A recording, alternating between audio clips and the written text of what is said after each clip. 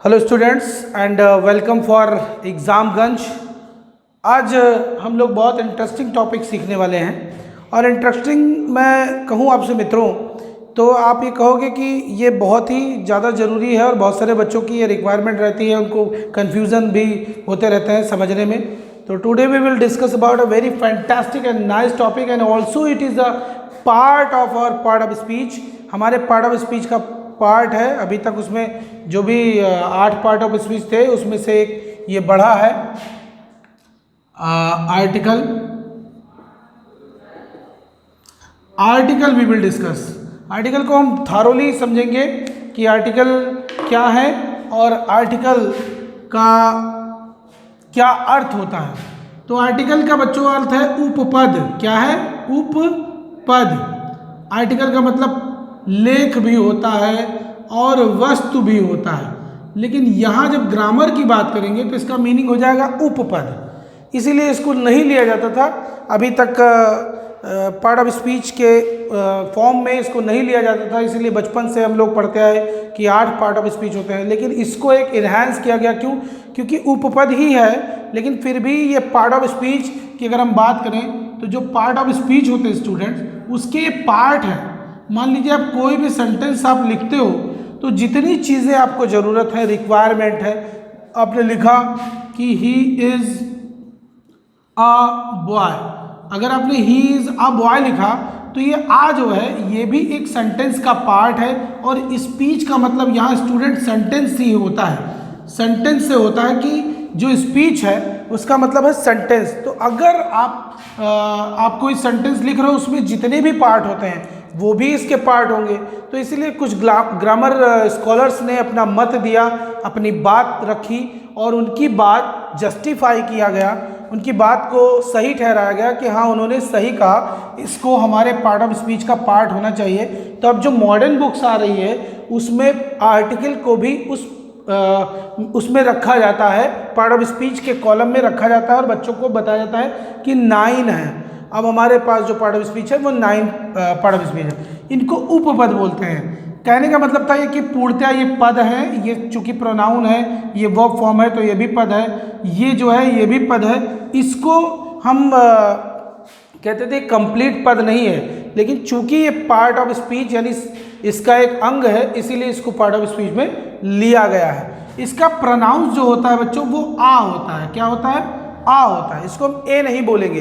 He is a boy, he is a boy, इसको हम ए नहीं बोलते हैं। मैंने देखा कि बहुत सारे लोग इसको बच्चे उसको ए कहते रहते हैं। जैसे ये सेंटेंस में यूज होगा बच्चों, इसका जो प्रोनाउंस है वो आ होगा ना कि ए होगा।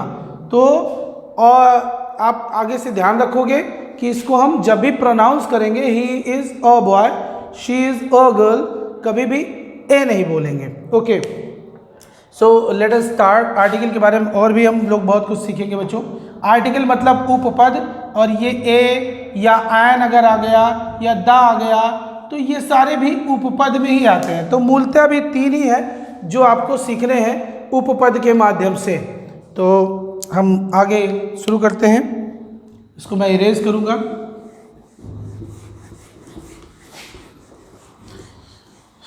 आर्टिकल को मूलतः 2 भागों में बांटा गया है। सबसे पहला जो है वो है डेफिनिट आर्टिकल। क्या है? Definite article. Definite article means निश्चित। अब बच्चे इसमें थोड़ा सा कंफ्यूजन में होते हैं, मैं एक्सप्लेन करूंगा कि why we say that definite और इनडेफिनिट आर्टिकल। इनको हम डेफिनिट आर्टिकल और इनडेफिनिट आर्टिकल क्यों कहते हैं, तो आई विल एक्सप्लेन एवरीथिंग। तो डेफिनिट आर्टिकल में ए और आ और एन होते हैं, यानी ए और एन अभी खाली है तो हम उसको ए बोल सकते हैं, लेकिन सेंटेंस के बीच में आएगा तो उसका प्रोनाउंस आ करेंगे। फिर इसको हम दा और दी ये भी बोलते हैं। और इसको बहुत सारे बच्चों का क्वेश्चन है कि सर इसको दा बोला जाए कि दी बोला जाए और कहाँ कहाँ यूज़ किया जाता है। तो आई विल एक्सप्लेन एवरीथिंग। सबसे पहले हम डेफिनिट आर्टिकल की तरफ बढ़ते हैं बच्चों। डेफिनिट का मतलब होता है फिक्स यानी निश्चित। आ और एन जो है वो एकदम निश्चित है और उनका एक साउंड क्रिएट होकर के एक मीनिंग भी जस्टिफाई होती है। लेकिन दा जो है वो कहीं कहीं पर कोई मीनिंग जस्टिफाई नहीं करता है। कोई मीनिंग, जैसे ही इज़ अ बॉय, वह एक लड़का है, तो उसका एक पर्टिकुलर शब्द है, पर्टिकुलर मीनिंग है, पर्टिकुलर वर्ड निकल के आता है, चाहे आप एन बोलोगे चाहे आ बोलोगे, तो वो पर्टिकुलर वर्ड, जैसे he is a boy, she is a girl, वह एक लड़की है, वह एक लड़का है, ये एक संख्या को फिक्स करते हैं, ये एक नंबर को फिक्स करते हैं, इसीलिए इनको डेफिनेट आर्टिकल कहा जाता है, निश्चित आर्टिकल, क्योंकि ये फिक्स करते हैं एक नंबर को, एक संख्या को।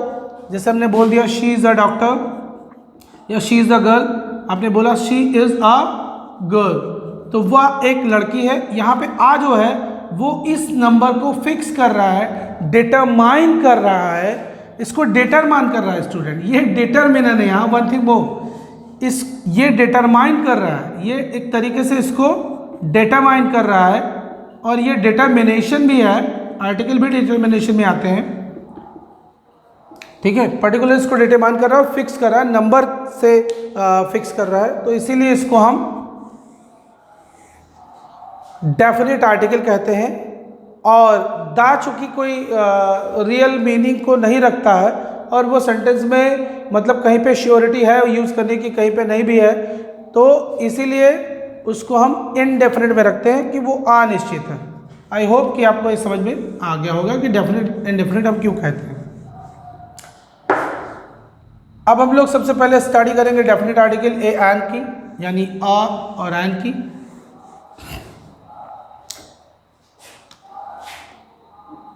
वॉवेल जो हैं वो आपके ए, ई, आई, ओ, यू, ये 5 वॉवेल्स हैं आपके पास। They are we have 5 vowels, और इनसे जो भी शब्द बनेगा उनसे पहले एन लगाएंगे। मान लीजिए आ से आंट बन रहा है, चीटी, तो we will write here an ant, because the sound we get here vowel sound हमको मिल रहा है, तो हम लोग यहाँ पे एन लगाएंगे। आप आई से कोई वर्ड ले सकते हो, ink pot, you can say ink pot लेंगे, तो हम इनसे पहले भी एन लगाएंगे क्योंकि यहाँ पे ई यूज़ हो रहा है। आप छोटा आ से लेकर के हिंदी में भी इस चीज़ को हम ध्यान रखेंगे, अभी हम एक्सेप्शन भी क्लियर करेंगे। छोटा आ से लेकर के अंग आहा तक री को छोड़ करके जितनी भी साउंड होंगे, जितने भी लेटर्स हैं, वो सब वॉवेल्स के अंतर्गत आते हैं। कितने वॉवेल्स के अंतर्गत। तो दुनिया का कोई भी लैंग्वेज आप लेंगे जिसमें जितना वॉवेल्स आता है वो सब इसी के अंतर्गत आएगा। हम इन्हीं 5 से सारे वॉवेल्स को डिनोट करेंगे। अब कोई कहे आहा, तो हम यहाँ पे ए एच लिखेंगे। क्लियर हो रहा है? अगर कोई कह रहा है आहा कैसे लिखेंगे सर, ए एच लिखेंगे। ए ई कैसे लिखेंगे, ए ई आई लगाएंगे, ए ई लिखेंगे, आई लगाएंगे। तो इस तरीके का हम जितने भी लेटर्स होंगे, चाहे किसी हमारे यहाँ जो 12-13 होते हैं और अदर्स अल्फ़ाबेट में जितने भी होते हों, चाहे वो 10 होते हों, 5 होते हों, 20 होते हों, वो सब को हम रिप्रेजेंट इन्हीं 5 से करेंगे। क्योंकि इंग्लिश में 5 भी होते हैं, तो इनको रिप्रेजेंटेशन करने का जो वे है वो इन्हीं 5 से होगा। तो कि कहीं भी हमको ये साउंड मिलेगा, वोवेल का साउंड मिलेगा, तो हम वहाँ पे इन्हीं से बनाएंगे। अब हम बात करेंगे, मान लीजिए यहाँ पे आई की बात हो गई, इंक पॉट हो गया। ई से बात करेंगे, एलिफेंट लेंगे। एलिफेंट क्या हो जाएगा, एलिफेंट। तो यहाँ पे भी एन लगेगा क्योंकि यहाँ साउंड हमको जो है वो एली मिल रहा है, ए का मिल रहा है। हम ऑरेंज की बात करेंगे, ORANGE, orange. We will write here an. Umbrella की बात करेंगे, umbrella. So we will talk here umbrella. Umbrella की बात करेंगे, UMBRELL, अम्ब्रेला हो जाएगा। तो यहाँ पे भी आ साउंड मिल रहा है, तो हम एन करेंगे, अम्ब्रेला हो गया। फिर तो ऐसे जितने भी वोवेल्स हैं उनसे जो साउंड मिल रहा है उनसे पहले एन लगाएंगे। कॉन्सोनेंट जितने होंगे उनसे पहले आ लगाएंगे। अब वन थिंग वो कि अगर कहीं कोई चीज़ है, कोई शब्द है, उसको हम बोलेंगे एक्सेप्शन। क्या कहेंगे, एक्सेप्शन। एक्सेप्शन यानी अपवाद। उसको क्या बोलते हैं, अपवाद बोलते हैं।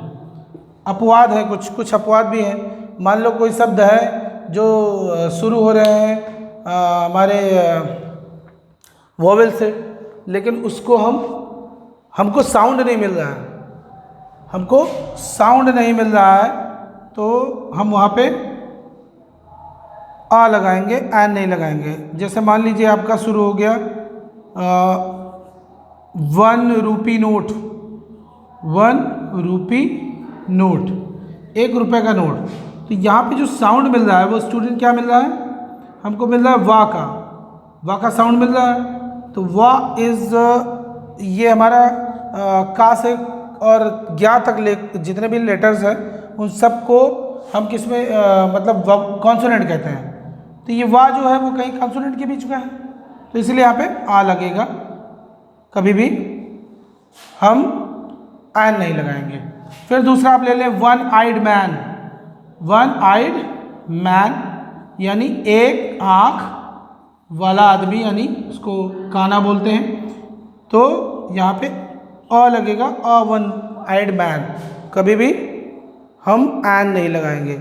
ऐसे आप लेंगे एक्सेप्शन में ये भी आएंगे।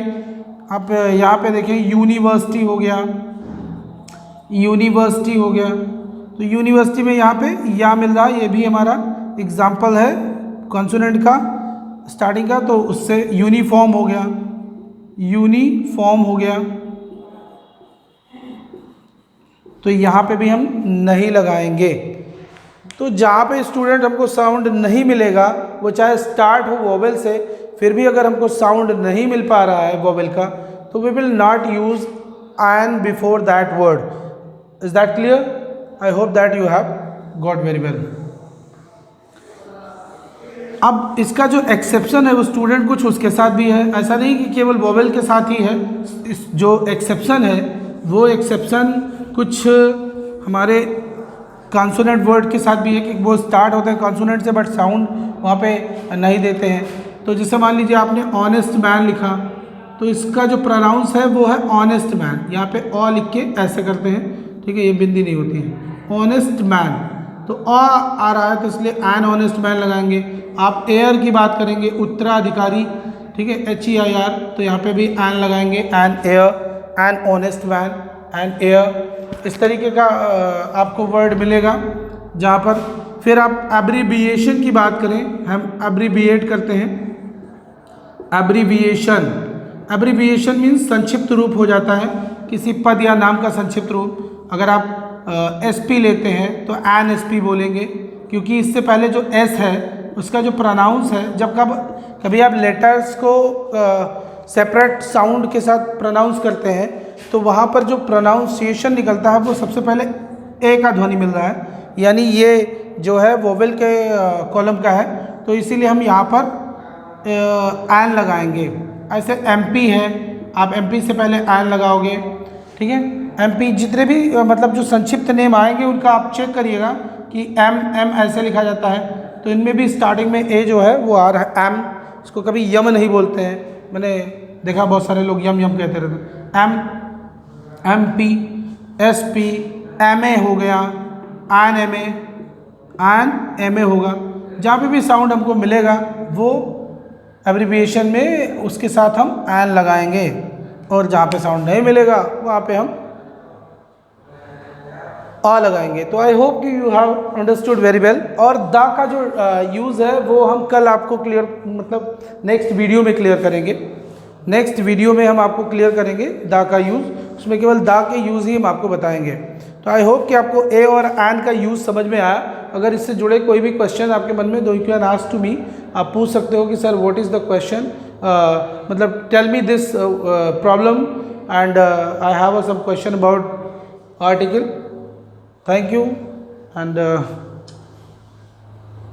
thank you very much to all for watching this video. See you next.